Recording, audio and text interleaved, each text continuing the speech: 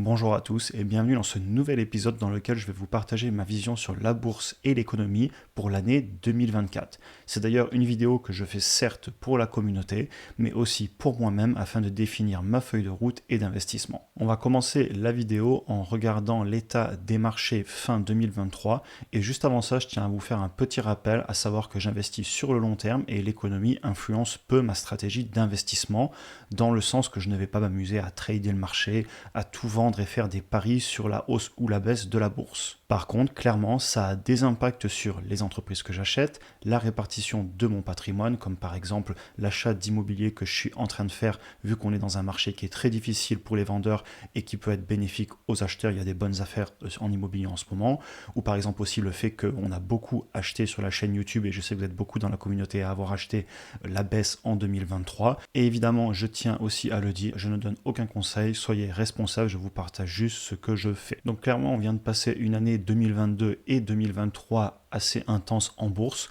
On avait fait a priori un point bas sur les 2 dernières années autour de novembre 2022 et en début 2023, on a eu encore beaucoup de points d'entrée. Cependant, aujourd'hui, vous prenez par exemple le S&P 500, on s'est extrêmement bien repris et on se rapproche des plus hauts historiques qu'on avait fait fin 2021. Le Nasdaq s'est à peu près comporté de la même façon. On est aussi en ce moment pas loin des plus hauts historiques et clairement en fin 2023, la tentation de vendre sur les points hauts est clairement un sentiment qu'on ressent.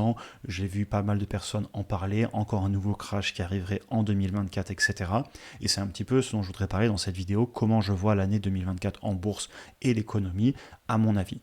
Et comme je vous le disais, évidemment, ça ne va pas me faire tout vendre, je reste raisonnable, je ne vais pas trader le marché, mais ça a quand même des impacts sur mes entreprises, etc. Et l'objectif aussi de cette vidéo, c'est que même si la tentation est forte de, par exemple, vouloir vendre le marché, je vais vous donner des raisons qui m'encouragent au contraire personnellement à rester investi, à avoir beaucoup investi en 2023 et à beaucoup investir en ce moment. On va commencer avec l'économie. Donc clairement, on a eu l'augmentation des taux par les banques centrales européennes et américaines, notamment, on en parle souvent sur la chaîne, et ça a ralenti l'économie. Si vous regardez, on avait eu la récession due à la pandémie, ensuite on a eu clairement le PIB français qui s'est bien comporté, avec beaucoup de stimulation de l'économie, et ensuite on a eu un sacré ralentissement de l'économie depuis 2022, tout simplement parce qu'on a eu une augmentation des taux en grande partie. Et si vous prenez le prochain trimestre, on serait peut-être même sur un PIB négatif, il faudra attendre la révision des chiffres par l'INSEE qui vient toujours un petit peu plus tard. Si on prend le PIB de l'Allemagne, on a eu plusieurs mois de négatif. On a déjà eu clairement une récession en 2021 avec 2 mois consécutifs en négatif. Et aujourd'hui, vous voyez qu'on est sur des croissances à zéro, voire même en négatif selon les trimestres, donc ça ralentit. Si vous prenez les États-Unis, ça se comporte un petit peu mieux. On est venu se rapprocher d'une croissance très faible, proche de zéro, début 2023, fin 2022, et aujourd'hui on s'est un petit peu repris, mais ce n'est pas non plus glorieux. Mais même si on remonte, la Banque centrale américaine est prudente, ils ont bien dit qu'ils voyaient des ralentissements dans l'économie et qu'ils étaient très prudents à ce sujet. Ensuite, sur l'économie, je tiens à dire que, d'ailleurs sur la chaîne, on a regardé beaucoup d'entreprises ensemble et on voit que les taux directeurs commencent clairement à impacter les business et pas que. Tout d'abord, on pensera à l'immobilier. L'immobilier baisse dans beaucoup de pays dans le monde, il baisse en France, il baisse aux États-Unis. On a eu aussi des difficultés sur tout ce qui est les objets chers, les installations de panneaux solaires, l'achat de voitures neuves, les prix des voitures d'occasion, etc. commencent à baisser. Tout simplement parce que les personnes, ils ont moins de pouvoir d'achat, puisque à salaire équivalent, si vous augmentez les taux, eh bien vous empruntez moins d'argent. Et même récemment, sur les derniers résultats d'entreprise du 3e trimestre 2023, on a constaté de la désinflation, voire même de la déflation, notamment dans les grandes surfaces, sur beaucoup de biens de première consommation. Et aussi en termes de pouvoir d'achat et pourquoi les économies et les PIB sont impactés, en dessous, je vous ai mis par exemple la courbe du Personal Saving Rate aux États-Unis. Donc en fait, c'est l'argent qui reste à investir ou à dépenser une fois qu'on a payé son loyer, son alimentation, tout ce qui est nécessaire à vivre. Et on voit que généralement aux États-Unis, on se balade entre 5 et 10% historiquement. On a eu des passages assez difficiles, notamment vers 2007-2008, comme vous le voyez ici. Et actuellement, l'argent qui reste à la fin du mois, une fois que tout a été payé aux États-Unis, est clairement bas par rapport à une moyenne historique. Et si vous comparez avec tout l'argent qui a été injecté durant la pandémie, c'est le cas aussi. Donc encore une fois, on retrouve le fait que l'économie ralentit puisque les personnes ont tout simplement moins d'argent à dépenser et ils dépensent plus dans les biens de première nécessité. Comme je vous le disais aussi, l'immobilier souffre beaucoup. Là, je vous ai mis en dessous le graphique aux États-Unis et où on voit tout à droite la baisse et clairement aussi en Europe. Bon, alors j'ai pas trouvé ce genre de graphique pour la France, mais clairement le prix prix moyens des maisons, des appartements, etc. baisse en France. Évidemment, l'immobilier c'est très local, donc vous me trouverez toujours une ville dans laquelle c'est monté, puisque c'est dur de faire une moyenne sur tout le pays, mais globalement, vu que les taux sont remontés, clairement l'immobilier souffre. Et d'ailleurs, ça me fait aussi dire qu'il y a des affaires. Personnellement, je vais acheter début janvier, le crédit est accepté, on en parlera d'ailleurs un petit peu plus tard par rapport au fait que je réinvestis du cash en ce moment. Et donc voilà, clairement, comme on a eu des affaires en bourse il y a quelques mois, en début 2023, en ce moment, il y a des affaires en immobilier. Est-ce que ça va durer ou pas? Ça, l'avenir nous le dira. Et c'est ce que je vous dis juste après, on a eu des opportunités à saisir, on pensera à la bourse. Clairement, on a été beaucoup à acheter la baisse sur la chaîne, je sais que vous l'avez fait aussi. L'immobilier, il y a des personnes qui s'y intéressent. Et même pour d'autres profils, par exemple, on peut penser aux obligations. Je sais qu'il y a des personnes qui ont des profils différents du mien, qui sont peut-être un petit peu plus avancés dans la vie, qui ont trouvé un grand intérêt à acheter les obligations avec du 4-5%. Et honnêtement, si les taux viennent à baisser, ils vont en profiter. Et aussi, on a d'autres types d'investissements. On peut penser aux matériaux précieux avec l'or qui a vraiment monté depuis quelques mois. On peut penser aussi aux cryptos, etc. Et donc, si l'économie ralentit, on pourrait se dire, c'est peut-être plus le moment d'acheter, on va attendre une prochaine baisse. Cependant, personnellement, et je vais vous expliquer pourquoi, je veux surtout être investi en 2024. Il est hors de question que je commence à vendre massivement, même si on n'est pas loin des plus hauts historiques en bourse. Première raison, je pense que les banques centrales ne vont pas réussir à tenir les taux aussi longtemps, aussi haut. C'est mon avis, je le partage, peut-être que j'aurai tort, l'avenir nous le dira, et au pire vous aurez l'honneur de me voir me planter sur YouTube. Et c'est ce que je vous dis juste après, je peux avoir tort, on pourrait très bien avoir un Black Swan event, quelque chose d'inattendu, de la géopolitique, un événement climatique, on ne sait pas. On peut aussi avoir une inflation qui repart, ça ce serait catastrophique, et c'est pas du tout ma thèse. Personnellement, je ne pense pas que l'inflation va repartir de sitôt, à moins que les banques centrales réimpriment massivement et qu'ils fassent écrouler les taux vraiment très très très bas et pas juste un peu. Et évidemment aussi on peut avoir de la volatilité, il peut se passer des choses en bourse, une panique, un crack, donc on n'est pas non plus à l'abri. Cependant maintenant, si moi je regarde ce qui se passe concrètement, je vois l'inflation qui ralentit.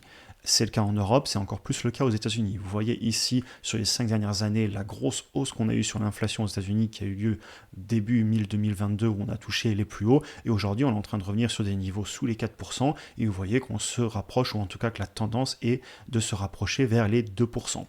Ensuite, ce qu'il faut comprendre, c'est qu'on a aussi pas mal de dettes. On a la dette des États. Ici, je vous ai mis la dette en pourcentage par rapport au PIB des pays européens. Et ici, je vous ai mis l'Union européenne aussi à 83% en moyenne de tous les pays. Les entreprises sont aussi clairement endettées. Il y a eu beaucoup de dettes qui a été levées pendant la pandémie. Les ménages sont endettés et ils ont du mal à s'endetter plus puisque les taux remontent. Ce qui fait aussi que l'immobilier baisse puisque, comme je vous le disais, à salaire équivalent, eh bien, forcément, on a moins de pouvoir d'achat si les taux remontent. Et la consommation, donc, baisse aussi puisque les personnes font plus attention à la fin du mois. Je tiens aussi à dire, et je vous l'ai écrit ici, que quand vous avez une inflation qui baisse, les prix montent moins vite. Et donc la stratégie que peut utiliser un État qui est que l'inflation lui permet d'être moins endetté par rapport à son PIB, puisque si vous avez de l'inflation, les prix des biens de consommation augmentent et donc forcément votre PIB augmente et votre dette par rapport à votre PIB diminue puisque le dénominateur, qui est donc dans ce cas le PIB, augmente, puisqu'on a plus d'inflation, donc les prix augmentent. Par contre, clairement, si on a l'inflation qui ralentit et qu'on continue à faire de la dette, eh bien, il y a un moment, ce ratio repart à la hausse. C'est des bonnes maths de base, mais ça fonctionne. Et tous ces points, quand je les regarde, eh bien, je me dis que les banques centrales elles vont vouloir baisser les taux. Parce qu'il ne faut pas oublier qu'en Europe, le seul mandat de la Banque Centrale Européenne, c'est la stabilité des prix, autour de 2%. Et aux États-Unis, la Fed a un dual mandate, qui est la stabilité des prix et le plein emploi. Clairement, quand vous voyez que l'emploi commence à ralentir, que les prix tombent et que toutes les entreprises souffrent, que beaucoup ont déjà fait des licenciements, d'autres pensent à le faire et il y en a un lieu en cours. Et globalement, même si vous regardez à gauche à droite, moi je le vois dans le monde du travail, c'est difficile pour les business en ce moment. J'arrive à imaginer que les banques centrales vont clairement arrêter de monter les taux, ça c'est déjà le cas. Je ne pense pas qu'ils vont les monter plus et je les vois même peut-être les baisser dans les mois et les années qui arrivent. Et c'est un petit peu aussi ce que le marché commence à anticiper discrètement. Ici, vous avez le 5 years break-even inflation rate, donc ça c'est où les marchés pensent que l'inflation sera dans 5 ans. Vous pouvez aller voir comment c'est calculé, mais globalement, vous voyez que début 2022, les marchés disaient dans 5 ans, l'inflation sera à plus de 3%, et aujourd'hui, ils sont entre 2 et 2% et demi. Donc les marchés obligataires sont en train de voter, entre guillemets, ou de dire, d'après certains indicateurs, qu'ils pensent que l'inflation sera autour de 2%, 2% et demi dans 5 ans. Je vous ai mis aussi le CME FedWatch Tool qui est en fait les probabilités d'après les institutionnels que la Fed ne change pas, augmente ou baisse ses taux d'intérêt dans les mois qui arrivent. Et vous voyez que globalement sur les 2 prochains mois, ils pensent qu'on va être sûr de l'inchanger. Par contre, il y a beaucoup d'institutionnels qui dès mars et ensuite avril, mai, juin, juillet, août pensent que la Banque centrale américaine va baisser les taux. Et vous voyez qu'à partir du milieu de l'année, on est sur une prévision de pratiquement 100%, donc pratiquement tout le monde pense que la Fed va commencer à baisser les taux. Ça, ce n'est que les avis des institutionnels, c'est clairement aussi un petit peu le mien, j'en avais déjà parlé avant sur la chaîne. Pour l'instant, on n'en entend pas trop encore parler dans les journaux spécialisés, un petit peu aux États-Unis, en France, pas tant que ça, mais je pense que ça pourrait arriver clairement. Et quand je vois ça clairement, je vais surtout pas rentrer dans la peur, me dire ça y est, on est sur un plus haut, je vais vendre pour racheter plus bas plus tard, je vais pas du tout aimer le marché.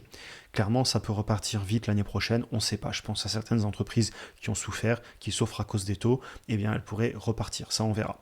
Et je tiens à le dire, je sais que je peux avoir tort. Et c'est de l'argent dont je n'ai pas besoin pour 10 ans et plus. L'argent que je mets en bourse, c'est pas de l'argent dont j'ai besoin maintenant. Donc je suis prêt à accepter que le marché parte à la baisse, mais ce n'est pas du tout ma vision des choses. Ainsi, au final, eh bien, je garde mon épargne de sécurité, je garde mon apport pour l'immobilier, pour les travaux, et pour le reste, j'investis beaucoup en ce moment et mon niveau de cash est beaucoup plus bas qu'il a pu l'être il y a encore 6 mois, 1 an.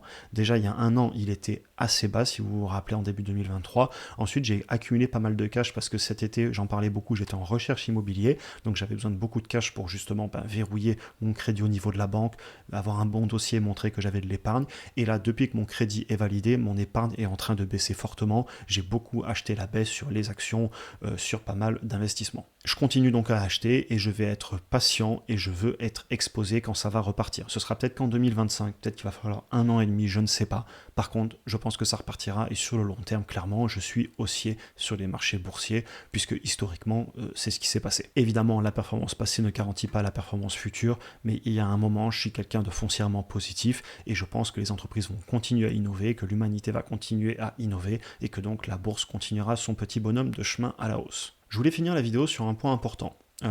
Et ça, c'est un petit peu plus lié aux finances personnelles, à ma stratégie d'investissement.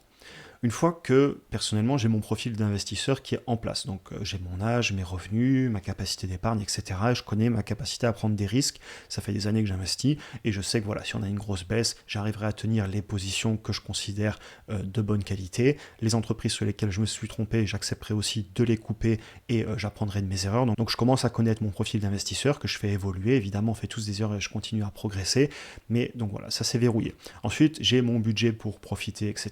J'ai mes finances personnelles qui sont bien gérés et en place. Et du coup, je veux continuer à investir plus que jamais quand je vois la situation de l'économie en ce moment. Et si je vous dis ça, c'est parce que l'autre solution que j'ai, ce serait d'essayer de faire du trading, de garder beaucoup d'argent de côté en me disant qu'une nouvelle baisse arrive. Je pourrais regarder les graphiques et me dire on est presque au plus haut, c'est certain, on va rebaisser sous les 400, etc. Je m'amuse pas à faire ça.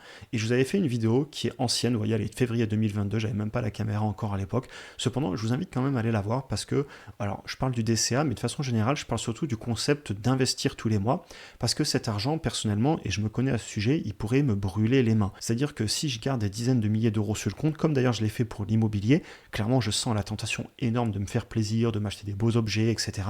et d'être un petit peu déraisonnable. Et c'est important de profiter d'ailleurs, par exemple, je suis motard et je viens de m'acheter une nouvelle moto, donc voilà, je me fais plaisir. Cependant, je dois aussi investir tous les mois, et c'est ce que j'explique dans cette vidéo, parce que si j'investis pas tous les mois, il y a un moment, je vais jamais investir, et je pense que sur le long terme, en investissant tous les mois, je me retrouve avec beaucoup d'argent qui est mis de côté, que sinon je n'aurais pas réussi à économiser dans une enveloppe, à être fort pendant des années, à résister, à ne pas acheter la baisse, et puis ensuite réussir à trouver le point bas. Bonne chance pour trouver le point bas, moi je sais pas le faire, et tout mettre d'un coup pour avoir une meilleure performance. Enfin bref, je vous invite à aller voir cette vidéo, je vous explique un petit peu ma vision des choses à ce sujet. Donc voilà pour ma vision de l'économie et des marchés sur 2024 et aussi sur ce qui s'est passé en 2023, et à la fin un petit peu je vous ai parlé de ma stratégie d'investir tous les mois, tout simplement parce que je pense que c'est quelque chose qui va me permettre sur le long terme d'accumuler toujours plus de patrimoine.